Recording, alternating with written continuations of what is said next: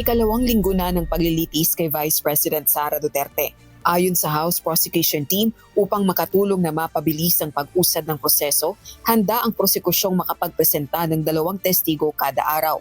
Sa pahayag ni House Prosecution Panel Member at San Juan City Representative Bel Zamora, nakahanda ang 1 testigong matapos ang 1 nakasalang at kung mapapahintulutan ng presiding officer ng impeachment court.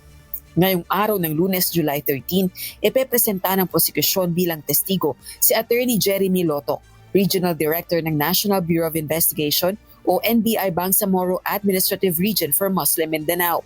Sa Martes naman, July 14, ipepresenta bilang hostile witness si Attorney Zuleika Lopez, Chief of Staff ng Office of the Vice President. At sa Miyerkules, July 15 naman, si retired AFP Captain Belinda Bello, Executive Director ng Legislative Security Bureau, Office of the Sergeant-at-Arms ng House of Representatives.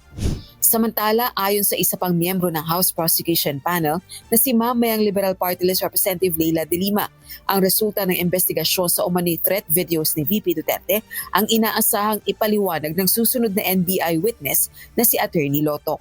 Ang mangyayari naman ngayon in the case of Attorney Jeremy Lotto, who is a seasoned NBI investigator, a lawyer, NBI lawyer, sasabihin naman niya po bakit at paano nila sinuri yung mga ebidensya, yung mga video na pinakita at inauthenticate dun sa testimony ni Senior Agent Calilong.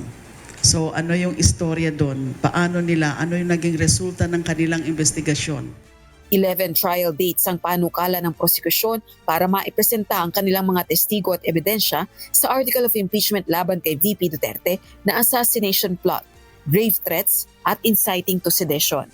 Rosalie Cruz, humahataw sa balita ngayon.